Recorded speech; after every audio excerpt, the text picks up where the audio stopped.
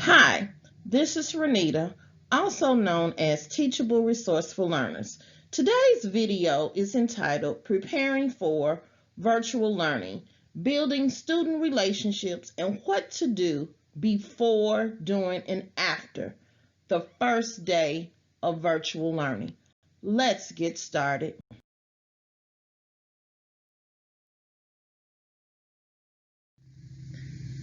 This is a picture of my virtual classroom that I'm going to use as a landing page. Right now, nothing is linked to it. It's just a picture so they will know that they are in the right spot.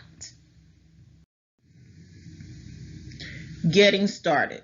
What do we need to do to get started for virtual learning?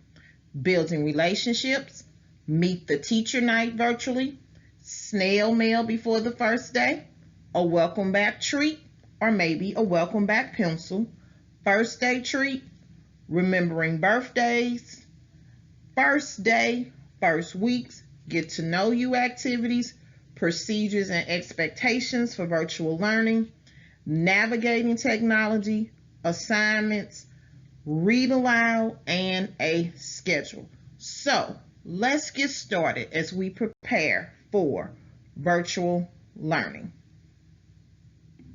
Meet the Teacher Virtual Edition. Yes, you're going to have to do something to introduce yourself to your students. How can you do that? Create a PowerPoint or a Google slide or video.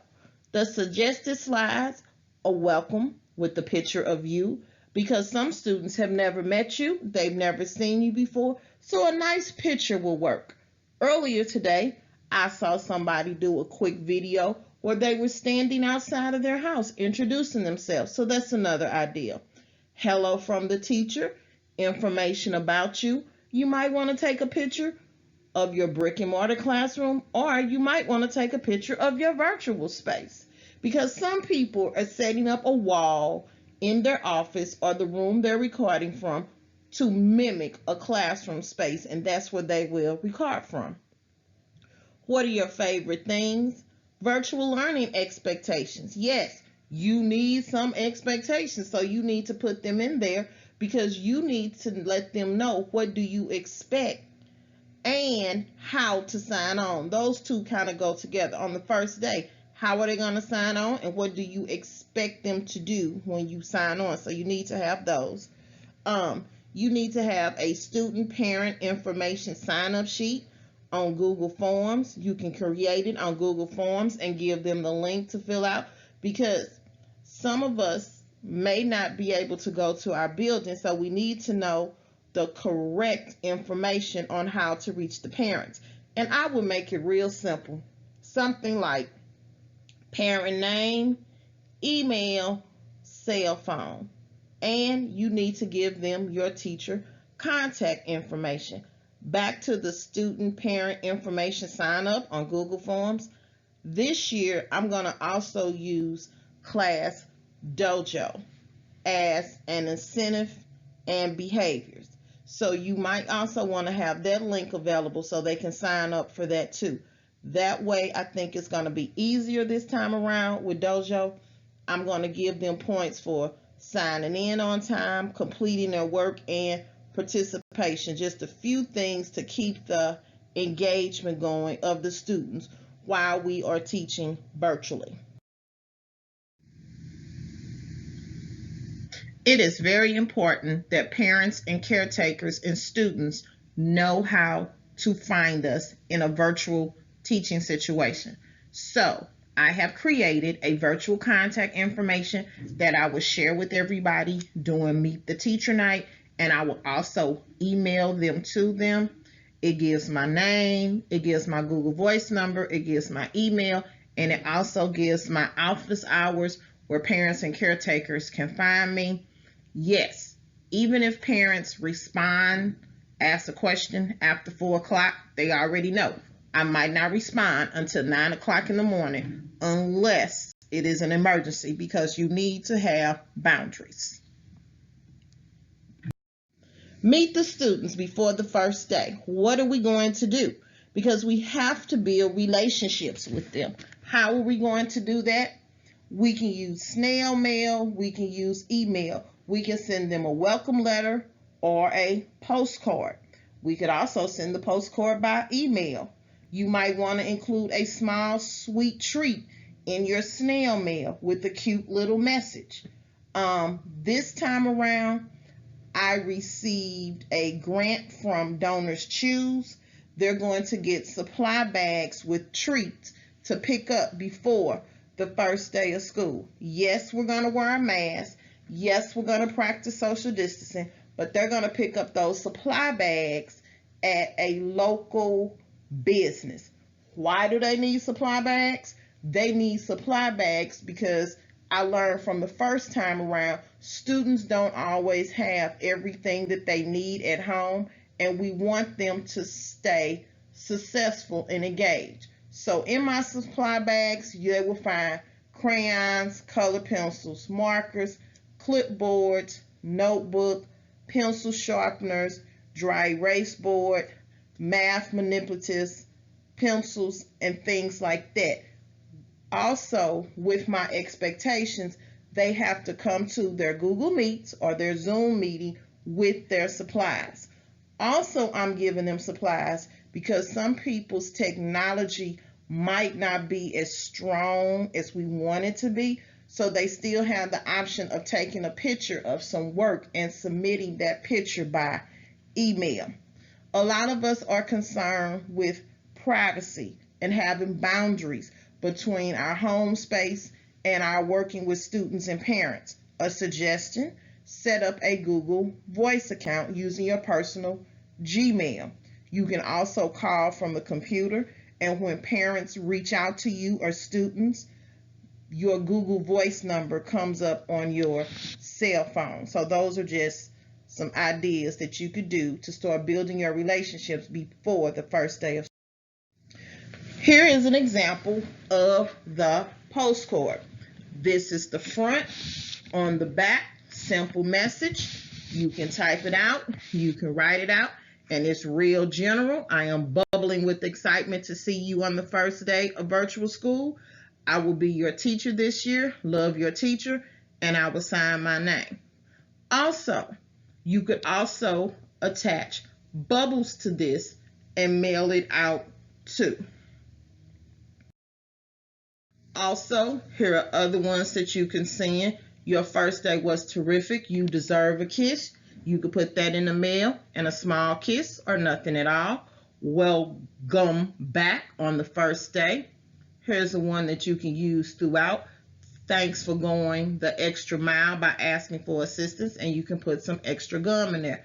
The one about the first day, if my first day of school is on a Thursday, I will mail that out on Tuesday, so they will hopefully get it on Thursday. Welcome back. I will send that maybe 3 or 4 days before school starts, so they will have it. The one where it says, thanks for going the extra mile by asking for assistance, I would just send that virtually by email when they do something noteworthy. I used Majestic and Mary questioning during discussion today. I was playing on the M&M in the M&M candies. Also, you see sweet first day of class. You can send them pencils, or if you choose to do a goodie bag, you could put that in there. Also, doing virtual learning, we need to remember to acknowledge our birthdays. How can you acknowledge? A pencil by mail, a card by mail. You can email them a message. All of your class can participate together. Students can create a flip grid for the birthday boy or the birthday girl. Or you can sing happy birthday on a face-to-face meeting or whatever else you might have in mind. But we must remember to acknowledge birthdays. Side tip, what I'm going to do this year, I'm going to keep a list in my virtual home office of the birthday, so I will not forget anybody's birthday, or you can write them on your calendar or in your planner so you will always know when somebody's birthday is occurring. Procedures and expectations. Yes, We need to have procedures and expectations just like we are in school. Some schools are PBIS schools, so the procedures and the expectations, they work. These are just some examples of some you may have. Some of you might have more. What else would you add? These are just some of the ones that I came up with to make virtual learning go a lot smoother than it did when we started in March, because we started on March the 18th, the day after St. Patrick's Day. Procedures and expectation. How to sign on to the platform you are using. How to find assignments. How to use the chat option. How to come to the session. What do you bring to the session? A dress code. Last time around, I had some students who were on virtual learning and they were still in the bed. No, I don't want that this year. I want them to come to their place of learning free of distractions, ready to learn, dressed appropriate. What to do if I need to go to the restroom? Yes, students are at home. They're going to have to go to the restroom. They might need to go get water. So you need to have some kind of procedure and expectation in place for that. What if I'm sick? How do I ask for help? How to contact the teacher? How to take a screenshot? How to turn in work? Have a workspace for working. Be prepared to speak on camera. So we might have to do some coaching, some modeling and rehearsing on how do we speak on camera. How do we let somebody know when we have to speak on camera? Be active, participate, raise hand, or use participation apps to speak. Follow teacher's direction.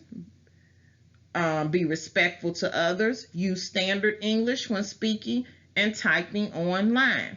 Check your email 3 times a day. I just put in 3 times a day because sometimes you might post your assignments in the morning, but you have to post something in the afternoon, and you might have to post something up in the evening that came up during your discussions, your Zoom call, or your Google Meets with them. So basically, when we're saying check your email, we're trying to get students in the habit of checking their email.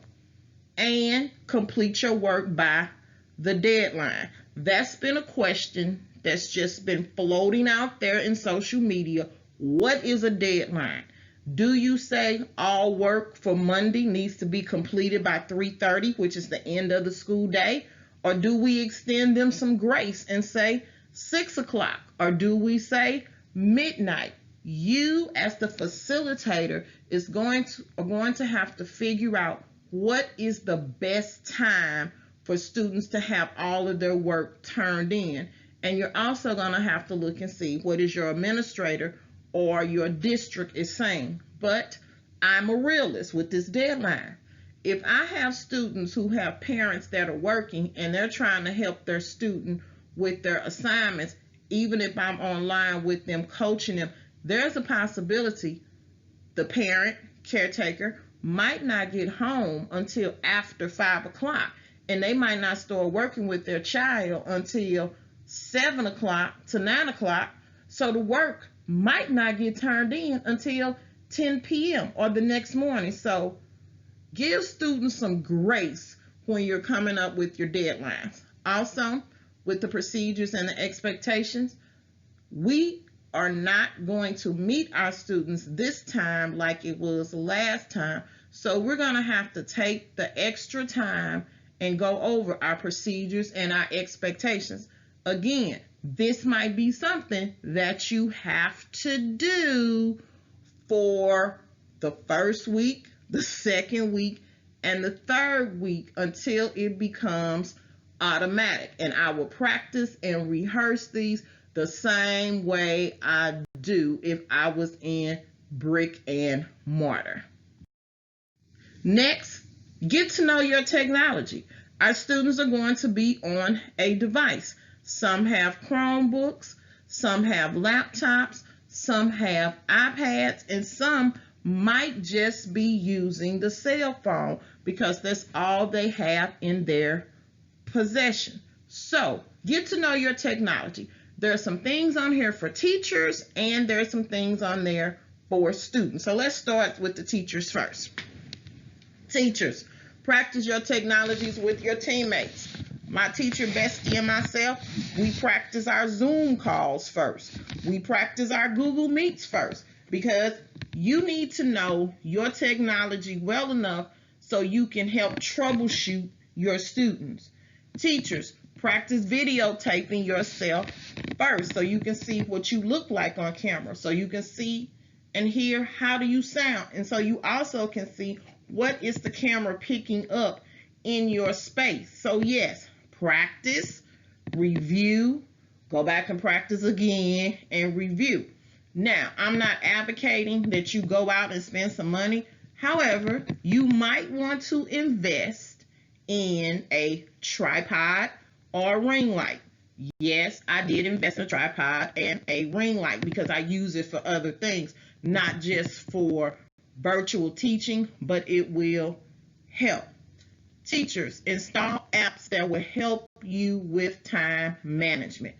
If you use a Chromebook, there are several YouTube videos out there about Google extensions for students and teachers. I make the recommendation that you look into some of them because it will help with your time management, and the computer, the technology can do it for you. When in doubt, need help, go to YouTube for a how-to video on how to do this. I didn't know how to do a lot of the things that I'm talking about now when we first started in March, but I went to YouTube, learned how to do them, and I'm a lot more comfortable. Also, with the apps to help you with time management, the extensions for students and teachers, some of the ones for students help them participate, and it's also some that help them annotate PDFs that you might be using. Show students how to navigate the websites you will use with them. How do you sign on? How do you use it? They need to know, how do you sign on it? Suggestion, I might take it one website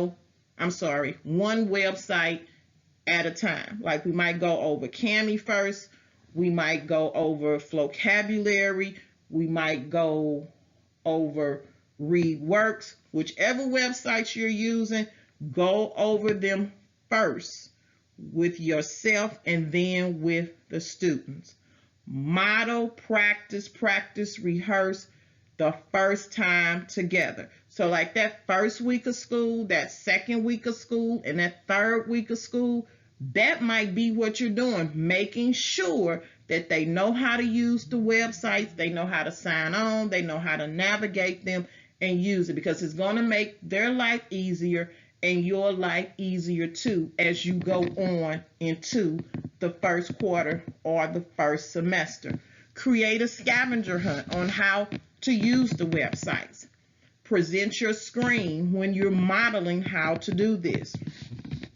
This right here is very important, and this is something that I found out in about April, maybe about 4 to 5 weeks after we had been teaching virtually.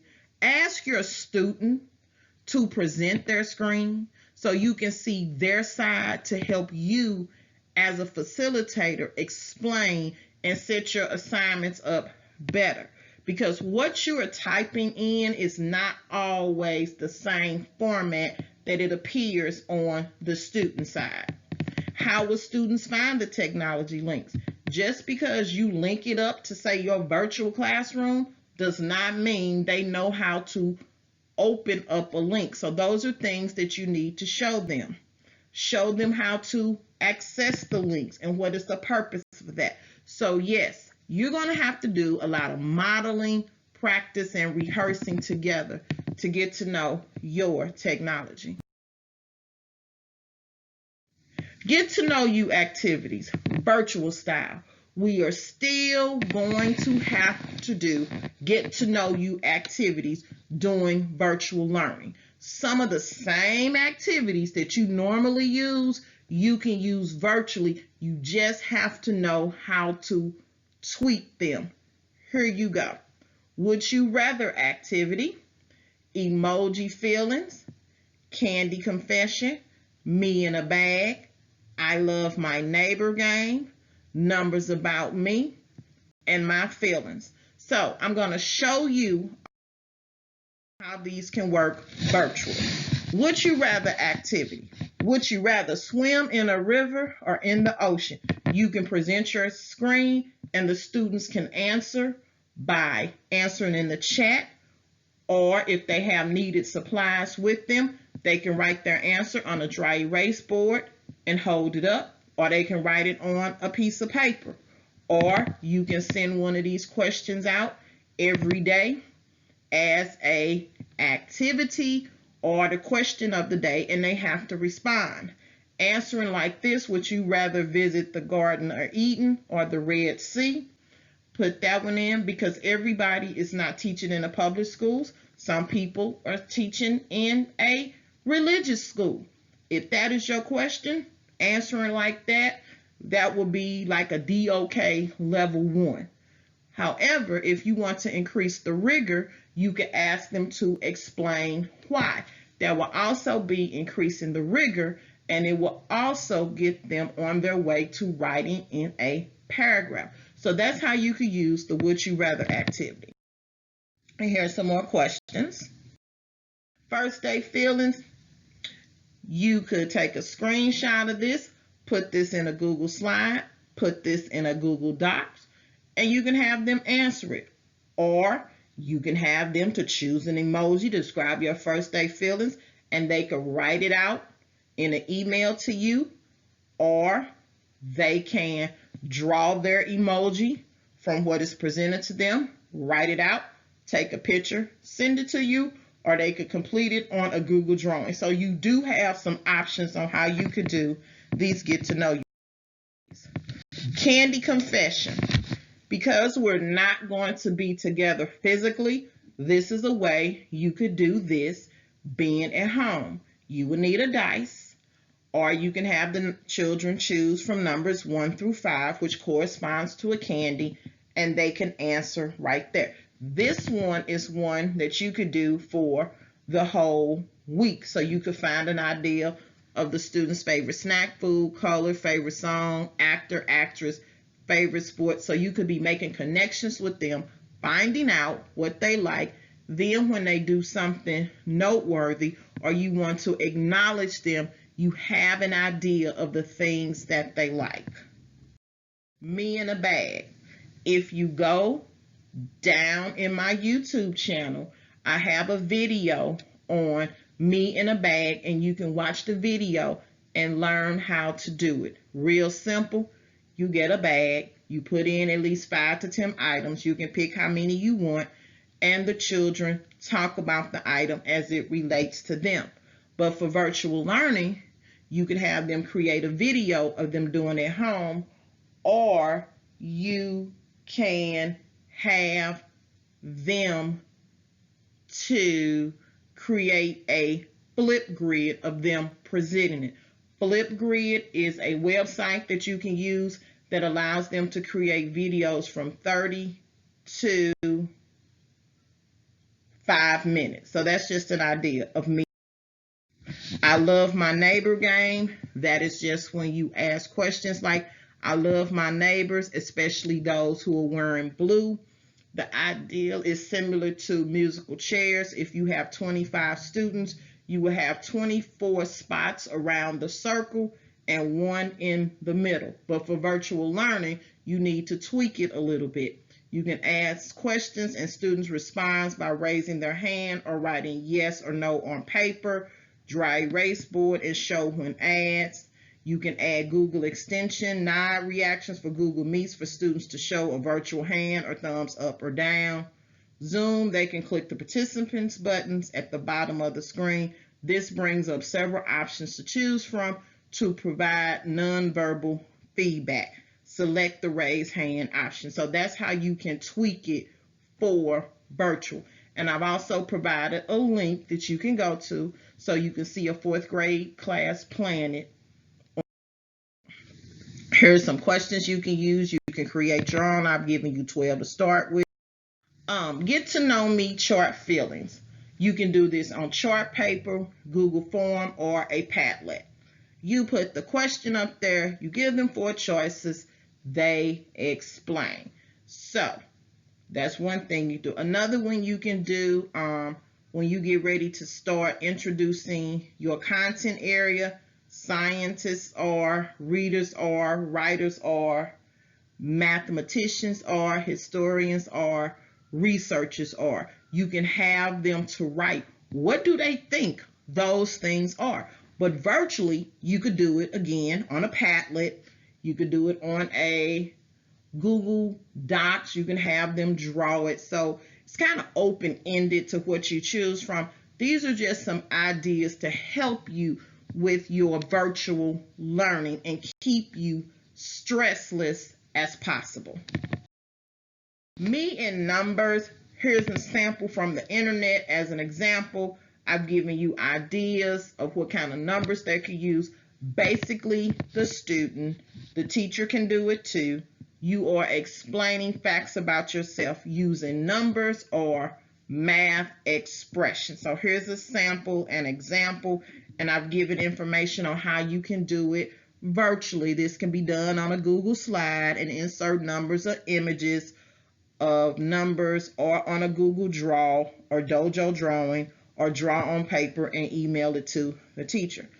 If this is one that you choose to use with your students, I think this will be a good idea to teach them how to insert images if they don't know how to do this, and how to do this on a Google slide, Google Draw. Do it together. First day of school read alouds. A lot of us have books that we like to read on the first day of school, but we're virtually. What are we going to do? You're going to pretty much do the same thing. You're just going to tweak it a little bit. You can read a book aloud, or you can watch the video from YouTube, or record yourself reading the book. Then you just share your video. Activities and questions can be completed on Google Forms or asked during Google Meets or Zoom calls. If you need text from a book, scan a page to the device, then present the slide. Check to see if the book is on Epic. If so, show and present the screen. Epic is a website that has books for all content areas. They have videos, books that the students can read, books that can be read to the students. So you have a lot of choice with Epic. We also are concerned that students might not have books in their hands because they will not be able to go to the school library. We will not have a classroom library at home. So Epic can be a good substitute for that. Writing can be done on paper, and students send the picture of the writing to you by email, or you could use Google Docs, or you could use a Google form. So those are just some ways to modify, change, adapt the read alouds. I've included ideas about Chrysanthemum, the book. This is a good way to start talking about self-esteem and your name. There are several examples that you can do during the first weeks of school.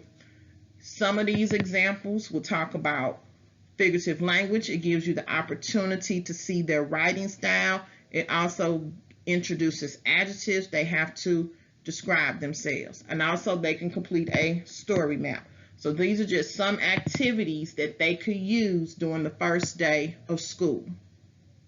And I'm going to pause a little bit so you can kind of see what the activities are. If you want to take a screenshot, write some down. Next, we have Ruby Bridges Goes to School, My True Story.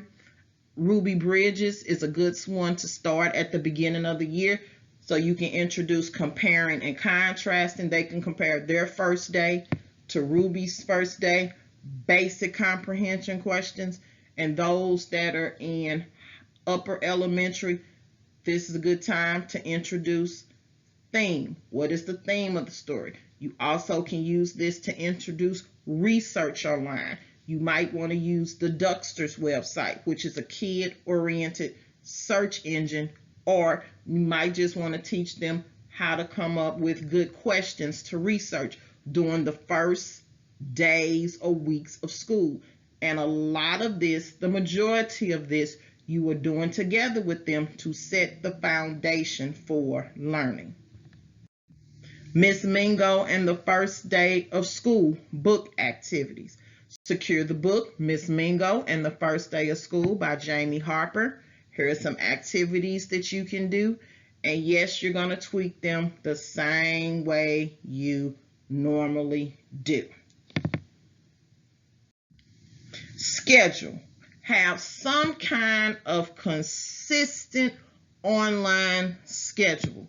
Yes, you're going to have to work with the guidelines of your administration and your district. But if you don't have those guidelines, you need some kind of schedule, such as daily face-to-face meetup. What time are you going to have them? How long are they going to be? And what is the start time? So you can communicate that with the students, the parents, and the caretakers. What time are assignments going to be scheduled to go out? If your face-to-face is at 9 o'clock, are you going to schedule the work at 7 o'clock so they have 2 hours to work on their own? Or you're going to schedule it at, say, 8:55, you meet up at 9 o'clock so the work is there and you can go over it and teach before they start working. Due dates and time work is due. What activities are you going to do daily? That is a part of your schedule. Will you have fun Friday with special activities? Your teaching schedule virtually should look like a brick and mortar schedule. What days and times will students go to special classes? If you're still having special classes, art, music, PE, library, some people have coding. It just depends on where you are. But the main question is, when do they go to special classes? They need to know that. In my particular district, last go round, and I'm talking about March to May, if you had art on Thursday, you had to go to art on Thursday. Did you go at that particular time? Not really, but you had to show up at that time. So those are some things that need to be worked out. What days and times will you go to special classes? Will you keep the same time? Is it going to be a set schedule for special classes? So those are some of the things that you need to think about when you are trying to come up with a consistent online schedule.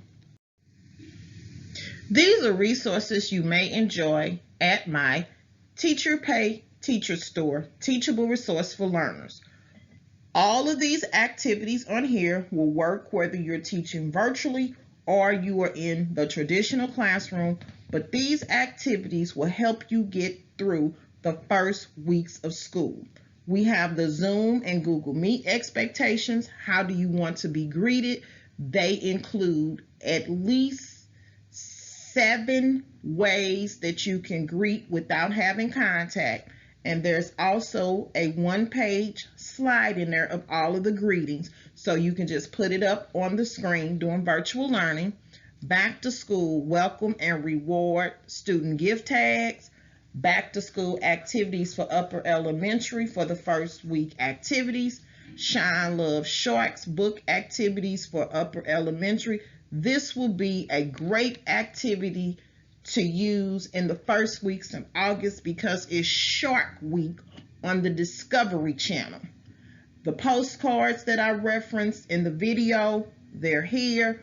First week of school science and math activities, icebreakers, not just the ones that I mentioned to you. There are others in there. The Get to Know You Tower. Rather than have them do it in small groups with the index cards, you can have them do it individually. Rather than use them as get to know you activities, you could also use this on later on in the year and have them write facts that they learn about a particular unit of study in your curriculum.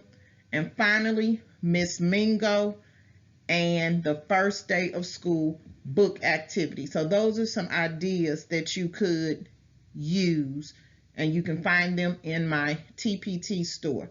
If you are viewing this video on August the 4th and August the 5th of 2020, everything in my store is on sale. So this might be a good time to go and get your resources you may need. All About Me activity for Google Slides. This is a good way for the students to write things about themselves, and then they can share it with their classmates and the teacher. They can share it on Google Slides to you, or they can create a flip grid talking about themselves, and then the students can watch, you can watch. If they watch on the flip grid, encourage your students to take notes about people who have things in common with them. This All About Me activities is for Google Slides, and you can find it in my Teacher Pay Teacher store. Go rock virtual teaching. You can do this. If you like this video, please subscribe to my channel, give it a thumbs up, and share this video with other people you know who need to rock virtual teaching, because we can do this. Again, this is Renita from Teachable Resourceful Learning. Go and have a great year rocking virtual teaching. You can do this.